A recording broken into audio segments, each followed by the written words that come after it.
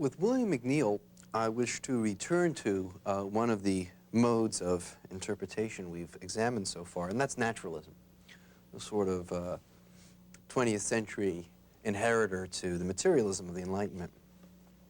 And in particular, we're going to examine one book, a rather remarkable book written by Professor McNeill called Plagues and Peoples.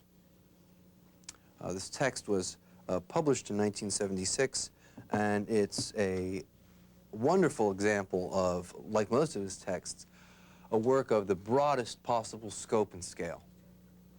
McNeill is precisely one of the scholars that Brodel would have considered an historian of the grande durée, the longue durée. And he has written many of his works, are works of world history. He's written a history of all civilizations. He's written a book on Arnold Toynbee, naturally someone he finds very interesting. And he's written a very famous book called The Rise of the West. This text, which in many ways is a path-breaking text and is just beginning to generate a series of spin-off studies by other scholars, is a biological or environmental study of the human species, specifically focused around epidemiological questions. In fact, we might consider it an epidemiological analysis of human history all the way from the emergence of Neanderthal man through Cro-Magnon man right up to our present right now. And the significance of the work, in part, of course, is that it shows the profound influence that microorganisms have had on the course of human history, behavior, culture, and institutions. But it's more than that. For us, what we're interested in here is the fact that this entire analysis employs an exclusively naturalistic mode of argument. There is never recourse to the spirit, to idea, to mind, to language as an opaque medium of representation.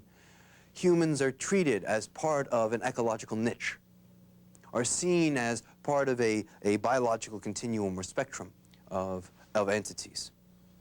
And it's with that sort of analysis that we're going to be interested. So we'll highlight the sort of naturalistic arguments he makes, treat him as an example of naturalism, and see if we can't extend some of his analysis. So what we'll find in McNeill is that all societies, from the most primitive Neolithic stage, even Paleolithic stage, all the way up to current 20th century industrial, technological communities, are placed in ecological niches, are placed in a continuum of entities ranging from large-scale food supplies to small-scale diseases. And all of the cultural phenomena within such societies will be treated instrumentally as not expressions of the spirit of a people, but as particular strategies that a particular group of a species has used to cope with its environment, to gain some sort of an angle or edge on its struggle for existence and life. And again, we're going to focus on that naturalistic feature and point out examples. There's no way we can go through all of the wealth of wonderful information in this text. But if we can go through some of the major highlights, I think you can get a sense for what a naturalism offers in terms of historical interpretation. And I want to begin then with what seem to me the basic key concepts that McNeill introduces in terms of his argument. The first is the notion that all life exists within a biological continuum, must find an ecological niche. All species must find their place within the continuum of life and living entities. And that place within the ecological niche is best called finding your place in the food chain. All animals, first of all, and all plants as well, must find their place in the food chain. Now, there's a variety of ways we find our place in the food chain. Some plants extract nutrients from the soil. Certain large sea mammals eat tiny organisms like plankton. But the basic relation that he finds within the food chain could be called the relation of parasitism. A parasite is one organism that lives off another organism. Right? All organisms need energy, they need nutrients, and it is a fact of biology that all, at least non-vegetable animals, or all animals, non-vegetable species, require those nutrients from other living organisms. So that relationship is best thought of as parasitic. We extract from, say, plants from other large mammals, the nutrients and energy sources that we need. And in fact, human life, since we too have a place in the food chain, is balanced between what we might call micro and macroparasitism. Okay. First of all, what is microparasitism? By microparasitism, McNeill means tiny infectious organisms which are parasites on us. And in fact, we may not be aware of it, but at this very moment, each and every one of us is supporting an incredible number of parasites living within our stomachs. Right? Much of our feeding is done not so much to support our own body, but to support the various small organisms which we are the host of. So that's microparasitism. When we get an infectious disease, that is in fact a microparasite that's living off us, and it's taking so much out of us that it's producing a fever as we try to fight it and kill it. Okay. So that's microparasitism. What is macroparasitism? That's when large-scale entities live off us as a food supply, as a host. Right? A tiger eats us, that's a macroparasite. A lion eats us, a macroparasite. Most macroparasites, especially after about the age of the Great Hunt, somewhere between 500 to 100,000 BC, when humans engage in the great big game hunt and kill off to extinction all of the woolly mammoths everywhere in the world and kill off many species of huge game animals, the bulk of large-scale macroparasites that will live off humans will be other humans. That's the most efficacious sort of macroparasitism we face once we learn how to hunt and be the most effective predator, the most effective macroparasite on the planet. We live off each other. Well, in prehistory, the most predominant form of such macroparasitism was cannibalism. You simply take food and energy supplies by killing off a member of your species from another tribe and eating them. And generally, the preferred organ meat was brain, because it's the highest protein, and it's, before you know how to cook, it's the tastiest. Organ meats always have more flavor than regular flesh. And yeah, actually, if we find the first examples of Peking man in Chuan, China, he's always surrounded by skulls, which are ripped in half, so that if you take the top of the skull plate off, it makes a nice bowl to serve brain in. So that's the first form of macroparasitism. Once we break through to history, we get civilized communities, macroparasitism will take the form of class exploitation. Right? We have the vast bulk of people in the latest stage of prehistory, about 12,000 BC, the Neolithic breakthrough, are agriculturalists. They're peasants. New groups will emerge, like priests, kings, aristocrats, nobles, who will, like parasites, in fact, as parasites, regularly consume and extract from such people some of their grain, some of their food, some of what they need to sustain themselves, their labor in some way or another. Okay. Now, so we find then that the bulk of all human societies, particularly the vast majority of humanity, which for the vast majority of civilized history are peasants, find themselves in a delicate balance between, on the one hand, microparasites that are taking some of their food supply and consuming it, and macroparasites that are taking another chunk. Parasite and host exist within a very small range of stable conditions. If the parasite extracts too much, he endangers the host. Once the host is endangered, it's not only bad form and bad manners, it's fatal to the parasite itself. When a parasite kills the host, it kills itself. When a disease reaches the point where it kills the people it infects, the disease is going to very quickly die off because it'll have nothing left to eat. Similarly with macroparasitism, if you exploit so far to the point that you destroy village life and destroy the survival possibilities of the peasant, you destroy yourself, since macroparasites don't know how to grow food. You kill the host, you kill yourself. All right, so within the small range of conditions, of that balance, we have an equilibrium. When that equilibrium is breached, the word we usually use for such a parasitic relationship is that it becomes epidemic. Right? In other words, the parasite starts to grow out of control and begins to endanger more and more potential host populations.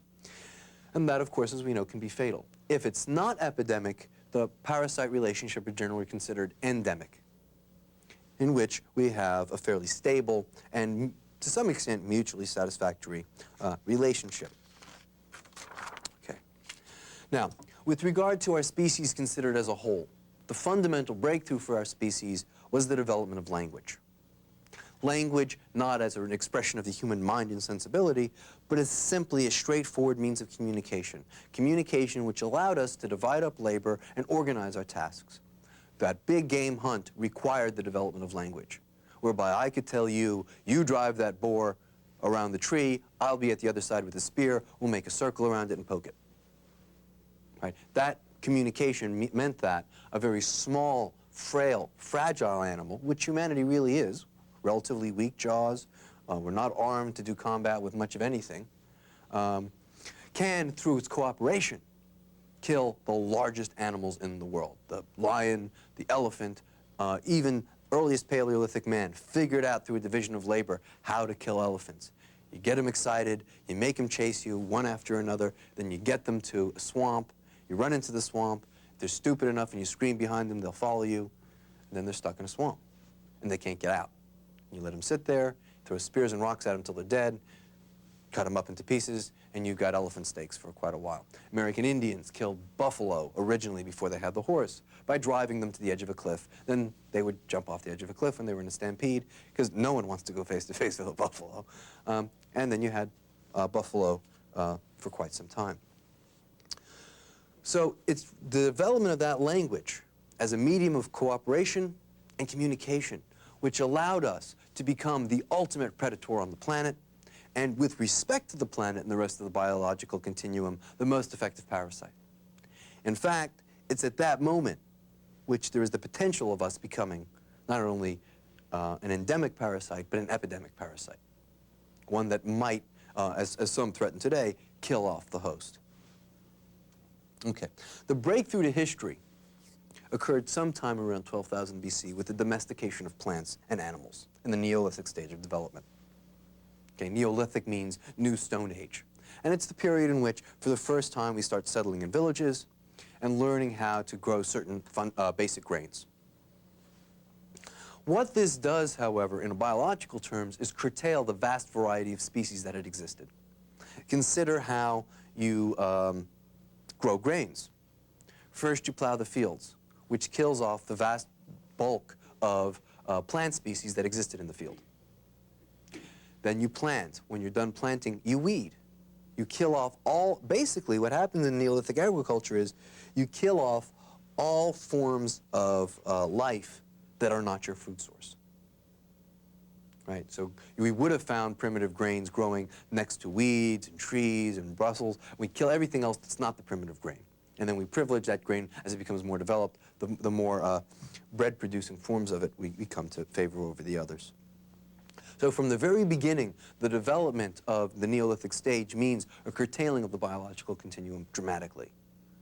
So when groups today say, well, you know, modern man has come to the point where he's killing off species and threatening them with extinction, we need to remember that's what we've done from the beginning. That's what civilization is for the most part killing off species. When you kill off the weeds in a field, you're also killing off the small animals that live on them. When American Indians hunted in the woods and took down deer, even in the eastern woodlands, have you ever run through a dense forest? You can't see anything beyond about 10 yards. It's impossible. They would regularly, every 3 seasons or so, burn the forest to the ground. The only things that wouldn't burn were huge trees, and you had a huge parkland. That's how they were able to get deer. They killed off most of the species within the parkland that weren't deer. That's how they were effectively able to harvest the deer. They killed off the underbrush, the vegetation, and the small animals. Okay, civilization emerges. Civilized communities after that Neolithic stage in a particular sort of temperature zone, what are called the temperate zones. And the reason is because they have a much lower disease gradient, which is to say they're cooler and they're drier. And as a result, they support a far smaller range of life forms. As a result, Because there are less life forms, there are less parasites living inside of us and eating us in temperate zones. We get longer life expectancies and have more energy. More of our food that we consume goes directly towards our own energy system, and less of it goes towards feeding other parasites. So it's for that reason that we never find any civilizations in the tropics. Right? It's not because the temperature in the tropics makes you tired and lazy, which was what used to be believed. It's rather that the temperature in the tropics produces a lot of rich variety of biological organisms which live off you. And that makes you tired and lazy. So as civilized communities progress then, we can think of them as essentially killing off more and more organisms to shorten the food chain, to privilege precisely those elements of the food chain that they stand in a parasitic relationship towards. So from the very beginning of human history, we have been making species of plants and animals extinct. And that is, in fact, the process of civilization, is picking out precisely those species that serve us and letting the others either die off or intentionally killing them off because they're taking the food supply from the animals that we want to live. Okay. This also, however, has an important epidemiological result for us because it eliminates diseases that can't live off barnyard animals. In other words, there's a whole range of diseases that live off, say, wolves and coyotes. Because the coyotes take some of the food supply that we want restricted to, say, cattle, or predate on animals we want to live, let's say sheep. When we kill off coyotes, we kill off the diseases that live on them. And we restrict the disease pool to precisely those diseases that can live off of barnyard animals, or in the early civilizations, could live in the hydraulic works of irrigation in, say, Sumer, or Mesopotamia, the Indus Valley, or in the Yellow River Valley. Okay, so what we find at the beginning of civilization is a curtailing of disease pools, and the emergence of a specific group of diseases that can effectively fit into a stable biological niche as parasites with us. Those that can live in rice fields and those that can live on cattle, the most famous of which there is, of course, malaria. Now, nomadic warriors who come and conquer the first civilized communities emerge as the first ruling elites over their vanquished foes and establish themselves as the first stable macroparasites. Because cannibalism is obviously not a stable form of macroparasitism. Eventually you're going to eat all the brains that there are, and then you're out of a food supply. It's like finishing the steaks in the freezer bin. You know, there's nothing left to get. They establish themselves as a stable parasite on their food supply by extracting a distinctly small amount, or such an amount of food supply that they don't starve their peasants. Right? They make sure that they're taking a surplus above what's needed for basic sustenance. Now, if they take, let's say, less than what is needed for population growth, you will find the population growth among that peasant population, which will in turn produce an even greater surplus of food. As populations grow, they must achieve an equilibrium to their environment. And they do so through three mechanisms. All three have a certain element of parasitism in them. First is disease, right? As a population grows in density, it is literally an inviting target to any microorganism that comes along. It's as if you went to a supermarket and found the steak tray full to the brim. You know, that invites more and more people to come in. Well, similarly, as population densities grow, there's a greater likelihood that diseases will emerge to achieve that equilibrium, to kill off some of that growth in population. The next is war. As populations grow, nomadic warriors realize the wealth of a society, are sorely tempted to conquer. Similarly, the society that's growing itself has population pressures as the amount of land is constant and wants to expand in land. And that always leads to war, a sort of macroparasitism. And finally, of course, famine. When our relationship to the soil and to the plants becomes so epidemic that we start destroying its nutritive value, we're going to produce famines ultimately. And that will relieve that population pressure by causing people to starve to death or be weakened to infection by diseases. Obviously, all these three things interrelate. Periods of famine are likely to produce periods of nomadic movement, which are likely to produce war. Now, the density of populations within cities, or agrarian civilizations that produce cities, which is what defines a civilization, allows for the creation of a certain endemic pattern of disease infection called a childhood disease. Basically what happens is, if a disease comes through and attacks you in an epidemic way, which is to say every 25 or 30 years, like let's say flu does, everyone in the society is subject to it, and everyone is, a certain percent will be lopped off. If, however, you have such a density that the disease doesn't run through the whole population, but can continue to move from person to person to person, with such a density that it never actually leaves the community, it becomes a childhood disease. And because it's constantly present, it infects all children. A certain percentage of them die off, but if they survive it, they develop an immunological system to it. So childhood diseases, if we're going to get infected by parasites, we want them to be childhood diseases. In part because we've invested a huge amount of energy and food and training into someone who's reached the age of 18. For them to die is a tragedy for the community. For a 4-year-old to die is a tragedy personally for the parents, but for the community and species as a whole, it's a small investment. We've put very little into it. Right? So you get past 7 or 8, then we're going to put heavy intensive training on you and some skill, then we don't really need you to die. We need you to be a warrior or whatever. Okay.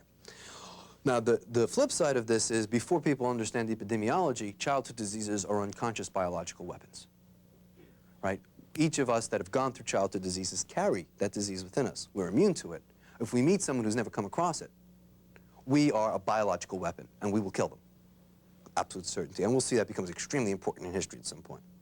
Many social and cultural taboos that have emerged through history have been solely the result, although based on some teaching from God, really are the result of epidemiology. For example, he argues that the caste structure of India fundamentally separates 2 distinct populations, the Indo-Aryans who conquered and the original Dravidians who then moved to the Deccan, the southern part of India. Those Deccans live in a tropical zone. They carry a distinct range of microparasitic diseases which are fatal to the Indo-Aryans.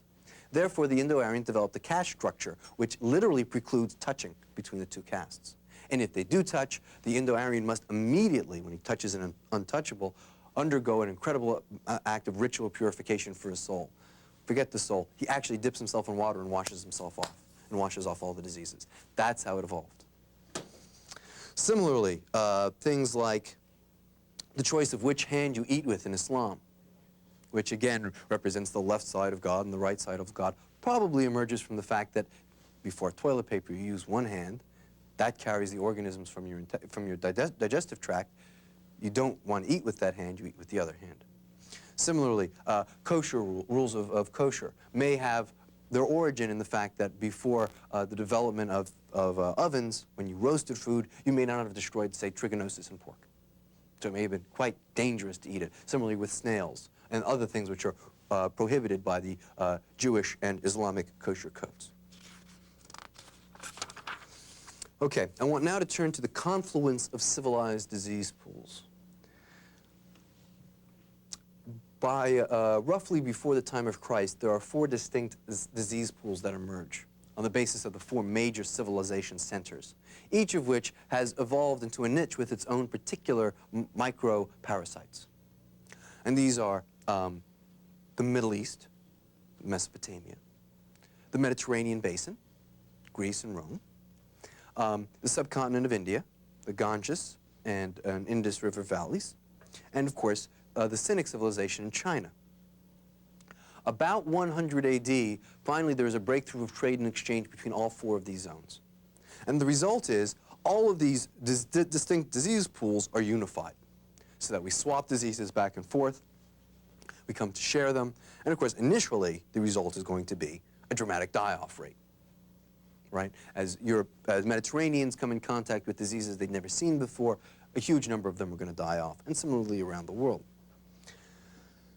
In fact, in the Mediterranean basin, which is the source of the Hellenic culture, which will then become affiliated with the emerging Western culture, the population continues to drop from 100 AD for at least another 500 years. So that what we find is a constant drop-off in population, where the population is actually shrinking each year, each century, smaller and smaller as the centuries go along. This is important to keep in mind because the period of sustained population growth which we've had in the last few hundred years is a freak in human history. It's never happened. Generally what we have is populations become stable or they shrink. Okay. What this does to the Roman Empire, and here's again an interesting naturalistic example. We've seen with Gibbon and others that people thought the Roman Empire declined because they became decadent. They ceased to become hardy Romans. His point is that it probably has much more to do with this disease die-off rate, which induces the Roman Empire to be able to maintain the public works based on a much denser population. It must take a greater amount of taxes per capita because there's less people. It needs the same amount of money to maintain the roads, to maintain its armies. There's less people to take it from, so it increases the amount of taxes it takes, which is in fact an increasing of the amount of macroparasitism. At the same time that these new diseases are increasing the amount of microparasitism. So the peasants find themselves between a rock and a hard place. The result is this double parasitic pressure, rather than a change in the spirit, induces a dark age. There's just not enough energy left to keep those universities going. There's just not enough energy to keep the army going to fight the Germanic invaders. There's just not enough energy to maintain the high cultural expression. And in fact, we could think of things like bread and circuses and the orgies as expressions of the fatalism that's coming from this intense micro and macro parasitism. That it's just that our position within the food chain has become far too tenuous. In fact, no sooner do we seem to be emerging from, or the Mediterranean begin to emerge from that horrible die-off rate around the middle of the 6th century when Bubonic Plague arrives from about 542 to 750 AD. And it arrives in the Mediterranean basin with a vengeance. And the result is the absolute disintegration of the Western Roman Empire. The only place where it can continue to occur is in Constantinople, which becomes the Byzantine Roman Empire. Well, the result for the Italian peninsula is a movement of the locus of population from the Mediterranean basin to the north of Europe. And those areas of northern Europe, which after 950 are protected from the macroparasites known as Vikings or Scandinavians by the knightly caste, now becomes the center of European population. Okay, so the move to the north is not the result of the movement of the world spirit from the south to the north or from the east to the west, but in fact the fact that all of Italy becomes overrun with a horrible plague, disease, population density falls so much that the density of cattle to people rises dramatically, which induces a huge scourge of malaria throughout southern Italy. Okay, so after that point, the locus of European population will move north. But European civilization, for all of its dark age, gets an advantage. A huge advantage over every other civilization in the world, and that is Christianity. Not because it teaches the brotherhood of man and not because it gets us in contact with God, but because it's the only religion which teaches, as a religious duty, caring for the sick. Islam preaches a fatalism. What happens to the sick is the will of Allah. If they become sick, leave them by the wayside. Only Christians preach, if someone becomes sick, it's your duty to stand by their side and help them, which most people are afraid to do because you're likely to get the disease. But it turns out, they didn't know it, but it turns out that simple things like giving someone a little soup, putting a blanket on them, speaking reassuringly to them, not only makes a huge difference between survival and death in a disease like bubonic plague, but also increases their feeling of well-being, which turns out to have a profound effect on the immunological system. So simply caring for people, even if they're things that don't work, like bloodletting, will actually help them more than leaving them alone. Simply because they believe someone's caring for them, they feel better, their will is stronger, and their immunological system is stronger. Okay. I want to turn now to the period known as the Age of Transoceanic Exchanges and talk about the impact of medical science. The next great scourge of disease that strikes Europe and the entire world is brought on by the rise of the Mongol Empire. The Mongols were the greatest barbarian warriors the world has ever produced. And they produced a global empire of unheralded extent, all the way from the tip of East Asia through the Eurasian steppe at the very borders of what is now Central Europe. Well, The Mongols not only were a warrior band, they also facilitated caravan trade across huge expanses, because once those expanses are unified under, say, the Khanates, then it is possible to pass through several borders without having to pay exorbitant fees, and you simply pay a protection fee so you're not assaulted if you're a caravan merchant. The result is they infect and create a huge, we know, for instance, in the Eurasian steppe there's a huge underground rodent population. And similarly, there's one in the American Southwest, ground-burrowing rodents. They would carry plague. They bring plague from the Middle East and infect that underground rodent population. So that becomes a huge locus of bubonic plague. Then that bubonic plague is unleashed through the Eurasian steppe on Europe and transported into Northern Europe by about 1346. The result is the plague sweeps throughout Europe. The population die-off is at least 25, in some places as high as 40% of European population. So you've got a devastating result. European population dies off dramatically. This, however, in the density of this new range of parasitism, which is epidemic rather than endemic, induces several important innovations in the West, which no one else develops, because their plague, which they all have, is not as endemic as it is, epidemic as it is in the West. One of them is, in Italy, they developed the art of quarantine. You get plague through two ways. It's carried in the ducts of a flea or a lice that bites rats. The rat carries it. After it kills off the host rat, it falls down and infects a human. Once you've gotten the infection of the plague from the flea or the louse, you can transmit it pneumatically through your lungs. And that's, of course, much more infectious. One of the ways of isolating people, one of the ways of dealing with that, I mean, there are ways of dealing with the rat problem. The other thing is once someone has the plague, they become an incredible source of infection, much more so than the rats. They develop the art of quarantine. Once you get it, they put you apart, and they make sure you can't breathe on anyone. Right? That's a huge innovation, which will turn out to be crucial for the West and give it an immense advantage over everyone else. We developed quarantine. Another innovation is, this one much less positive, is they identify the plague with conspiracies by particular communities. It's this moment that the West develops the art of the pogrom. Generally, Christians think that the plague has been brought by Jews, and so they burn Jewish villages. So that's another innovation, the art of the pogrom. And finally, of course, mystical religions. We remember before the bubonic plague strikes, the principal expression of scholastic Catholicism is the teachings of Thomas Aquinas, an extremely rationalistic interpretation of religion, one that synthesizes Christianity with Hellenic philosophy, particularly that of Aristotle. Well, when you see someone get bubonic plague, you'll note they die within about 24 hours usually, and it's an absolutely hideous death. It's almost as dramatic as cholera. When you get cholera within about 24 hours, if you're 16, you will look like you're about 120. You will literally wither, dry, and prune in front of people's eyes. You'll turn gray and white and flaky. And that, of course, tends to undermine any belief in a rational order to the universe.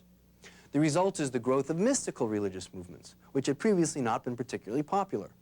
But since one can no longer rationally account for why someone that was healthy as could be 24 hours ago is now a shriveled prune of a corpse, mystical explanations and mystical religious experiences emerge as far more fundamental. And we see that this takes an expression in a belief in a personal relationship with God.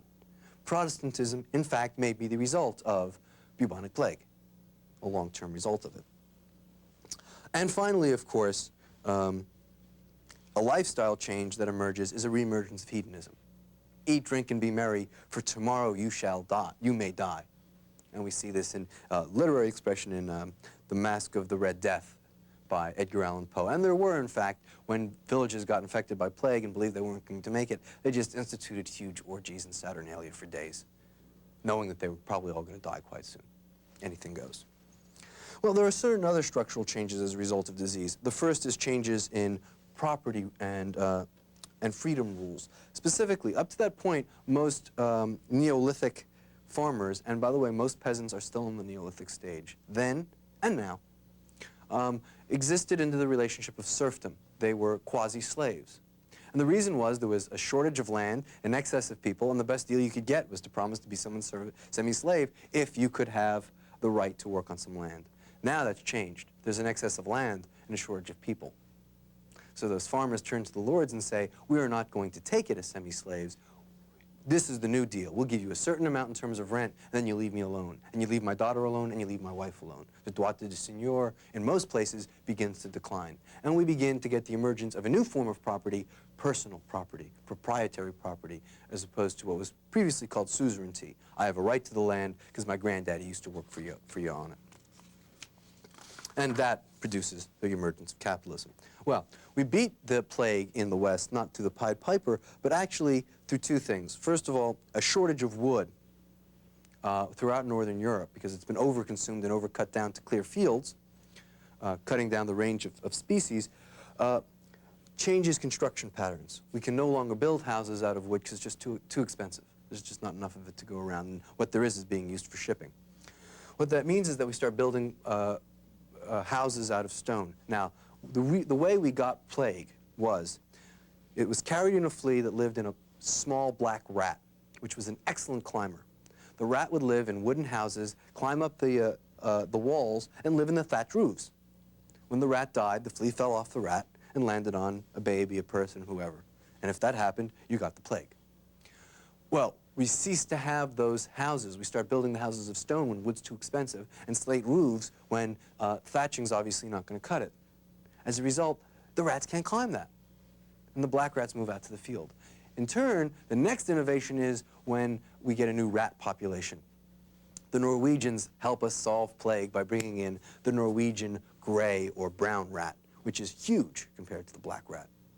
But it doesn't carry, generally, the same fleas, and it can't climb because it's so immense. It doesn't live in thatched roofs. As a result, bubonic plague declines throughout most of Europe. Okay, next important step, European colonization of the New World. This is not facilitated by greater technology. Cortez could have had machine guns. There was only 500 of him against millions of Mexicans. That's not what won the battles.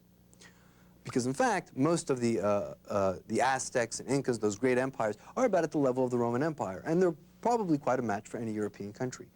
What kills them is that we carry biological weapons without knowing it. Within 50 years of contact, roughly 90% of the North American and South American population is destroyed by epidemic diseases of the worst kind, virgin soil epidemics. That is, if you've never had contact with the disease, when it hits you, it is going to kill off primarily adults between about the ages of 18 and 35, your chief warriors, your chief producers. When they die off, the society falls into ennui and chaos.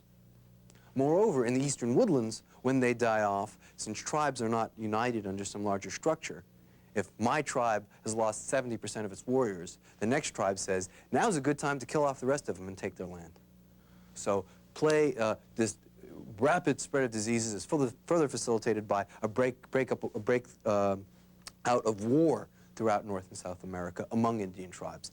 Add to that the fact that native religious and cultural mores are likely to be completely undermined by this disease. It cannot help but dawn on you that here come 500 light-skinned people. We are all dying of disease. They claim they're coming in the name of God, and not one of them looks even unhealthy. Our God's obviously not very good. Their God's the real God. Let's become Catholics. Okay? And they all massively convert and drop their native cultures. And by the way, that interpretation is not lost on the Europeans either. When the Puritans come to New England and learn that a huge smallpox epidemic has killed off all the Indians, that's clearly a sign that they're God's chosen people in the new Israel. He's cleared the wilderness for them. Okay. Well, the result is that we've killed off the entire Indian population of the Caribbean. There are no Carib Indians left to this day.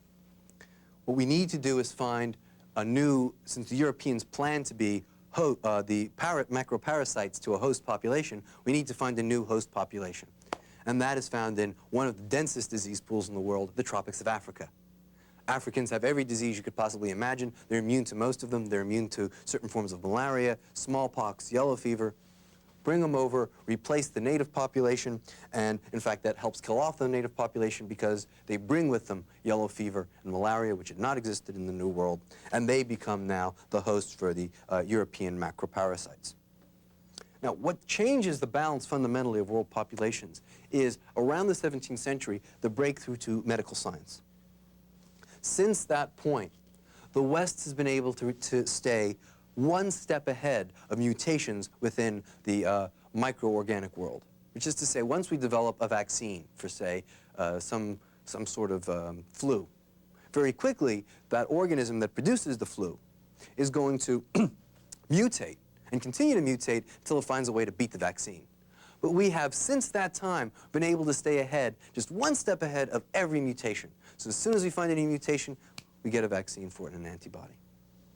And that has, for the first time in history, allowed for sustained, thorough population increase since the beginning of the breakthrough to history. It also enabled other things. It enabled, for the first time, us to enter extremely steep disease gradients. Europeans never conquered the tropics of Africa, not because they're such tough warriors, just because the diseases are so debilitating to Europeans. Once we developed quinine, once we developed various vaccines, we were able to, in fact, conquer tropical zones, which had previously been impossible. Now, our medicine has extended this population growth not only to Europe, but throughout the entire world, because we send our medical science to all populations. And this has resulted in our species falling out of equilibrium with its environment. We have, in fact, become, instead of an endemic disease, we're an epidemic disease. And as we know, many Greens and ecologists believe we are at the point of killing off, or we will at some point kill off the host and destroy our biological sources of food. McNeill is not, however, quite so pessimistic. We know there are mechanisms that produce disease, equilibriums in populations, and they will no doubt emerge again. What are they? Remember, plagues. We have so far stayed ahead of developments in mutations of microorganisms. There's no reason to assume we always will. AIDS seems to have us beat. That may be the first entree of just such a disease. Okay? And that would certainly recreate an equilibrium. What are some of the other mechanisms? Well, we've mentioned them before. Famine. It is possible, as population densities increase increasingly, that we will destroy the fecundity of certain sorts of land, and that will produce large-scale famines. We've already begun to see this in desertification in Africa, large-scale famines. And there may come a point which we choose not to feed them, or we don't even have the food to feed them, and that will relieve the excess population pressure. And then finally, of course, war. Whenever those two things don't work well enough, we always somehow manage to save ourselves through a super war. And who knows, that may well be a possibility in our future. Now, what I want to do in the remaining few minutes I have is extend McNeill's argument. Now, McNeill's primary concern is with the epidemiology and equilibrium within the food chain, rather than what I've tried to stress, an overall naturalistic interpretation of history. But his argument can be extended, however, in two directions, directions which I think enrich a sort of naturalistic understanding of the past. Now, the first is to add another relation next to parasitism, and that is the relation also found in nature of symbiosis, in which two animals each give one another a valuable edge in survival. So, let us consider then perhaps the hierocratic relationship between the first planners of hydraulic river societies, which are the technological priests who understand about flooding and know how to build irrigation works and know how to communicate with one another. They may not, in fact, be parasites for their populations. They may have a symbiotic relationship. They get food from the peasants, but they enable the peasants to grow more food in equal exchange. Science may well represent that to present populations today, right? They extract food, they don't actually produce any food, but at the same time, scientists allow farmers to produce more than they ever could before. Symbiotic relationship. Warriors who protect a peasant population from nomadic barbarians. Our soldiers who produce nothing, and we just feed them and house them and clothe them, may still stand in a symbiotic relationship to us insofar as they protect our property from malevolent marauders from abroad. So we include the symbiosis. One more instrumental interpretation, another extension of the argument, might be made along lines suggested by Iliad's work. We know from McNeill that we all exist in a precarious situation in the food chain. And we know from Iliad that this produces a certain amount of terror in the human animal. What we humans might require is some sort of a sedative or painkiller to numb us to the fact that, in fact, our lives are very precarious. And in fact, we have always taken some sort of sedative. And it's an interesting fact that there is no civilization or culture that doesn't take narcotics. That's one of the universal features of all, that all civilizations take drugs of some kind, whether that's alcohol or hashish or whatever it may be. Well, consider what the nature of religious meaning, of the meaning of history, of meaning in general as a transcendental function may be. It might have the naturalistic function of serving as a sort of painkiller or a sedative. Your child dies. He was only 3 years old and innocent. You say, well, I have to understand, I know it hurts, but realize Johnny's really in heaven and God's taking care of him. That could drive you insane to lose a child. That may kill the pain just enough that you can continue to function effectively. In that case, we would consider the intellectual elites who produce religions and meanings and things like that the equivalent of cultural pharmacists. And in fact, if you think of the word that was used for them, they were called doctors of the soul, right? And the position they held was a curate. They were thought to cure the soul, the pain of the soul. In that sense, then, even people who produce meaning, what would seem to be the most transcendental function of human culture, are in fact standing in a symbiotic relationship to their host society by producing the sort of psychological reprieve necessary to the sustaining of human and social life.